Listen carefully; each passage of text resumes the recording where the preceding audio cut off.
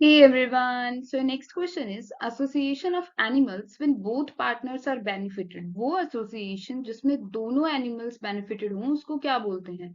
Parasitism, mutualism, commensalism और amensalism. ये जो question ये 2015 में पूछा गया था. So let's discuss one by one. If we discuss about the parasitism, then parasitism is a symbiotic relationship. In parasitism, one organism, the parasite, benefit while the other, the host, is harmed. जिसमें जो है ये जो parasite होता है वो क्या होता है बेनिफिटेड होता है लेकिन जो होस्ट जिसके अंदर या ऊपर ही रहता है वो क्या होता है हार्म होता है so parasite often live exclusively on or in their host organism जो पैरासाइट है वो कहाँ रहता है होस्ट के या तो ऊपर रहता है उसकी स्किन के या फिर उसके अंदर रहता है होस्ट ऑर्गेनिज्म के सो ये जो है वो प्लस माइनस का रिलेशनशिप होता है जिसमें एक जो पैरासाइट है वो बेनिफिटेड होता है एंड जो होस्ट ऑर्गेनिज्म है वो क्या होता है हार्म होता है So parasitism is different from predation because parasite do not kill their host. Predation क्या है जिसमें prey predator का relationship होता है उसमें जो होता है predator वो prey को मार देता है kill कर देता है but parasitism वो different है predation से क्यों क्योंकि इसमें जो parasite है वो अपने host को kill नहीं करता बस उससे nourishment लेता है as such.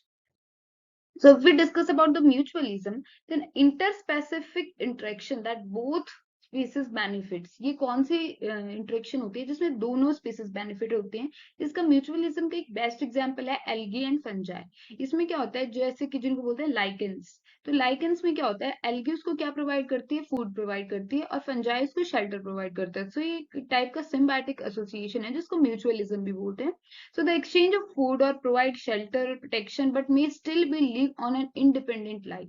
और ये है क्या वो एक्सचेंज जो करते हैं फूड और शेल्टर को बट ये इंडिपेंडेंटली भी रह सकते हैं ऐसा नहीं है म्यूचुअलिज्म में कि ये अलग एक दूसरे के बिना नहीं रह सकते ये इंडिपेंडेंट भी रह सकते हैं in return for shelter the clown fish clean the animals clashing chasing away their predators and dropping scraps of food for the animal to eat देखो ये जो सी एनिमल का नहीं ये बेस्ट एग्जांपल है ये क्या करते हैं क्लॉन फिश को क्लीन द एनिमल्स ये क्या करती हैं ये एनिमल्स को क्लीन करती है और चेजिंग अवे देयर प्रेडेटर और उनके जो प्रेडेटर हैं ये जो सी एनिमल्स के ये जो क्लॉन फिश है ये उसको क्या करती है बाहर भगा देती है and their predator and dropping scraps from food और द एनिमल टू ईट ठीक है और वो उस पर फीड करती है ऑफ कोर्स क्लॉन फिश किस पे फीड करती है फिर उस पे animals.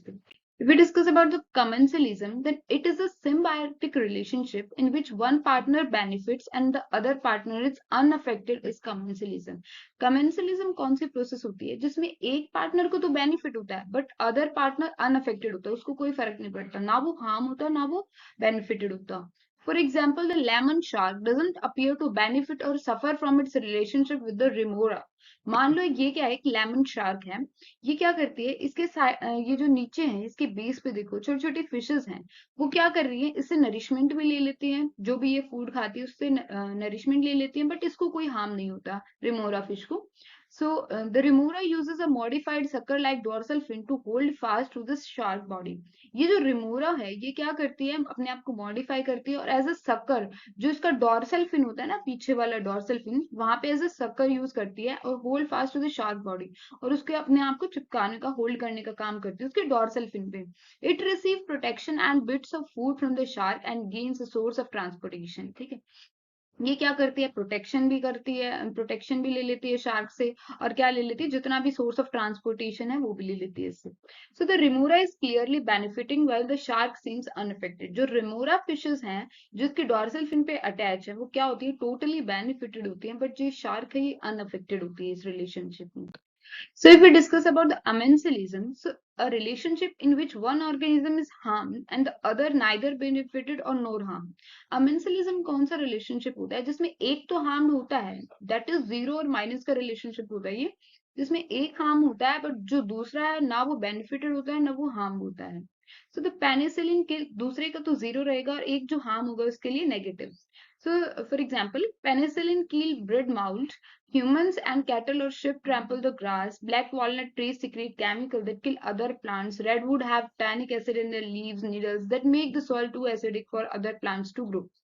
ये कुछ एग्जाम्पल हैं, जैसे कि जो पेनिसिलिन है वो क्या कर देती है, ब्रेड मोल्ड को किल कर देती है। ह्यूमंस एंड कैटल और शिप ट्रैम्पल द ग्रास, जो वो ह्यूमंस वगैरह वो ग्रास को करते हैं। ब्लैक वॉलनट वगैरह है ट्री, जो ब्लैक वॉलनट ट्रीज होता है वो क्या करता है, केमिकल सिक्रीट करता है जो अदर प्लांट्स को क्या कर देता है, किल कर देता है, ताकि वो एज सच वो ग्रो करे।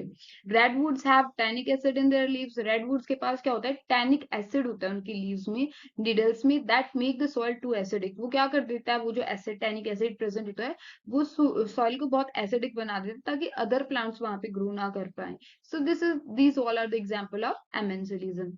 If we talk about the species interaction, then type of interaction, अगर म्यूचुअलिज्म की बात करें तो क्या होता है, वो पॉजिटिव पॉजिटिव इंटरेक्शन होती है। अफेक्ट क्या होते हैं, both species benefit from interaction.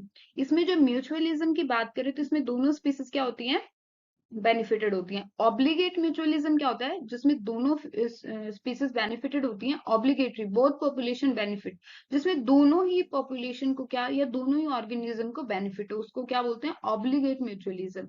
अगर हम कमेंसलिज्म की बात करें तो जिसमें एक बेनिफिटेड होता है, दूसरे को अनहार्म्ड या अनअफेक्टेड रहता है वो। सो one species benefited and one unaffected, एक को तो बेनिफिट होता है, दूसरी अनअफेक्टेड रहती है। न्यूट्रलिज्म कौन सी प्रोसेस होती है, जिसमें जीरो जीरो, किसी को भी बेनिफिट नहीं होता, वो कौन सी प्रोसेस होती है, neutralism. Population do not affect one another, जिसमें एक दूसरे को वो अफेक्ट नहीं कर रहे हो।